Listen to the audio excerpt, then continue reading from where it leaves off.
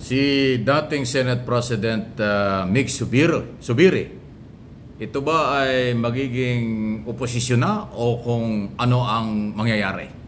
Talagang punong-puno talaga siya ng sama ng loob sa nangyari na ay napilitan siyang mag-resign bilang Senate President. Pakinggan po ninyo itong sunod-sunod na pagre-resign bilang Senate President pagkatapos chairman ng komite. So hindi po biro yung nangyari. At dito mo malalaman kung ito bang grupong ito ay magiging threat sa gobyerno sa bandang huli. Pakinggan po ninyo itong report ng aking mga kasamahan sa media na nagko-cover sa mataas na kapulungan. And today, I offer my resignation as Senate President of the Republic of the Philippines. Halos 2 taon mula nang maupong Senate President noong July 2022, nagbitiw sa posisyon si Senador Juan Miguel Zubiri. I have never dictated my position on any of you. You know that. I've always supported your independence, which is probably why I face my demise today. I failed to follow instructions from the powers that be. Nagbitiw din sa pwesto ang mga may hawak na posisyon sa liderato ng Senado, gayon din sa mga komite. I pledge my full support to those who will carry our mission forward. I hereby tender my resignation as Senate President pro tempore to allow the new leadership to organize its committees and leadership. I tender my resignation because the greater cause outweighs my personal interest. I'm also resigning as chairperson of the Committee on Accounts and Tourism and Ethics. When this institution was under threat, pinaglaban ni Senate President Zubiri ang ating institusyon, pinaglaban niya ang ating taumbayan dun sa mga gustong solohin ang kapangyarihan. I'd like to also tender my resignation as the chairperson of the Committee on Finance, the chairperson of the Committee on Youth, and the chairperson of the Subcommittee on Constitutional Amendments in order to give the new leadership a free hand to choose who they wish to fill up these positions. I would like to resign, of course, to give the new leadership a free hand. I have put myself on the line to shield the Senate from all attacks, particularly from efforts to diminish the powers of this institution as the country's last bastion of democracy. In January, we fought against the dreaded People's Initiative, which would have destroyed this very institution I'm standing here right now. God knows what I had to do to defend the Senate. Magiging independent senator daw si Zubiri at nangakong tutulong sa bagong liderato ng Senado. Bagamat aminado siyang masama ang loob sa nangyari. Noong Wednesday, nalaman ko may kinakausap po sila, nagkikita-kita po, nag-uusap-usap po sila ang kabilang grupo. And yun, nag-umpisa na po. So, nagbabantayan po kami ng weekend and medyo masama ng loob ko dahil meron pa mga nagte-text sa akin, we're with you, full support po kami. Kami po ay 100% sa iyo. Wala pang... Yun.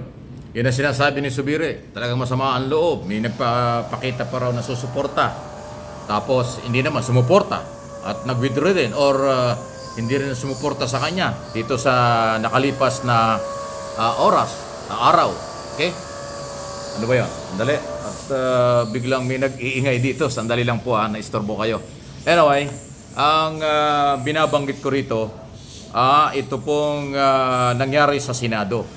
Ganun pa man, ang sinasabi po ngayon ng mga kongresista, ito ay internal problem at umaasa silang aaksyonan at magiging batas ang napakaraming panukalang batas na naaproba na sa Kongreso na ngayon ay nakatenga sa Senado. Okay? So, sa ilalim po ng liderato ni Senate President, new Senate President Escudero ay ating aabangan yan. Napaka-critical na yung oras kasi. Magre-recess na naman tapos after ng merong SONA sa July, after niyan budget na so mabibitin talaga yung mga proposed bill. Sayang. Anyway, so yan po yung nangyari, wala tayong magagawa.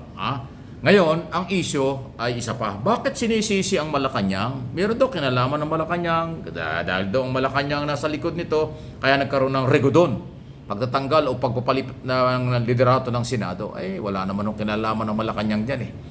Pero inaangguluhan ito ng mga anti-Marcos. Sinasabit nila ang Pangulo. Lahat na lang Lahat naman, huwag na tayong magulat dyan. Lahat ng nangyayari sa Pilipinas, kahit nangyayari nung araw, sinisisi sa Marcos, sa ating Pangulo. Wala silang ibang sising kundi ang ating Pangulo. Samantalang, dati ko na sinabi, ulitin ko, alam ng Pangulong Marcos na ang Speaker of the House, Senate President, ang naghahalal dyan ay yung mga membro.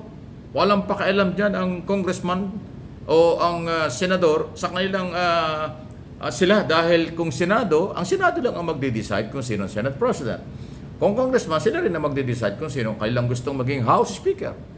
Kasi internal na usapin po yan. Pero inaangguluhang pag nagbago, Malacanang may kinalaman dahil hindi daw masaya si performance. So, nandun na tayo. Kung yan kung talagang hindi kontento ang iba, ay wala tayong magagawa. Pero hindi pwedeng diktahan ng Pangulo ang mga senador para magpalit ng kanilang presidente. Hindi pwedeng diktahan ng mga congressman para magpalit ng Speaker of the House. Pwedeng idea lang, pero yung utusan mo hindi. Kasi mayroon silang independent na karapatan dyan, ang ating mga kongresista at mga senador. Okay? So, umaasa po ang liderato naman ng Kongreso na hindi maapektuhan ang trabaho dito sa pagpapalit na ito ng leadership sa mataas na kapulungan. Kasi sa ilalim po ng Presidential System of Government, sa ilalim po ng 1987 Constitution, mababa at mataas na kapulungan, lower and upper chamber. So, kaya yung proposed bill sa Kongreso, dadaan ng Senado, proposed bill sa Senado, dadaan ng Kongreso. Kaya pag hindi po nagkasundo, magnaipit, talagang walang masasayang, walang mangyayari. I-refile yan, back to zero sa next Congress. Ayun. So, yung yung charter change for economic provision ng 1987 Constitution, medyo bitin na bitin kasi hindi natin alam sino kaya ang magre-resume, sino maghahawak ng Subcommittee on Constitutional Amendments sa Senado dahil nagbitiw nga po si Senador Angara. Ay hindi naman nila ipagkatiwala kay Robin Padilla. Yung mga ibang artista senador, tahimik ngayon sa nangyayari niyan. Si Jinggoy lang maingay, pero si Bong Revilla, Lito Lapid at saka sino to? Robin Padilla, wala kang narinig doon sa Rigodon. Well, hindi natin alam kung ano kanilang mga plano. So, yan po yung mga nangyayari. Pero kaya kung tinatalakay ito, kahit internal problem nila yan, taong bayan ang mahalaga. Kasi pag ito pong si Zubiri at ang kanyang kasamahan ay naging oposisyon, dadami ang oposisyon ngayon sa Senado. Kasi ngayon, dalawa lang ang oposisyon dyan. Coco Pimentel at Risa Ontiveros. Yung 7 magkakasama na identify kay Zubiri, pag sumama yan doon, lalakas ang oposisyon. At ito po yung pinaka-critical dyan. Bago ma-amend ang saligang batas, kailangan ay 3/4 vote ng Senado. Pag sinabing 3/4 na bilang ng Senado ang dapat mag-approve ng charter change, kung 24 sila, 18 ang kailangan na pumapabor o pamabor sa charter change. Kung yung 7 ay hindi sumama, bitin na. 17 na lang ang matitira, 17. Bitin na. Hindi na ma-approvean. Iyan ang mabigat. Kaya sana naman yung mga senador nag-resign na grupo ni Zubiri, huwag maging oposisyon, huwag personalin. Yung kapakanan pa rin ng bayan ang ipaglaban nila. Kasi pag nagpersonalan sila dyan, sigurado maiipit ang lahat ng proposed bill ng Malacanang. Pati yung economic provision na kailangan ay charter change o chacha. Dahil yung number ay hindi sapat. Pag 17 lang, 16 lang ang boboto, hindi pwede. Hindi ma-aproba niyan. Kailangan nga ay 18 sa 24 senador. Nako, kaabang-abang talaga ang mga balita.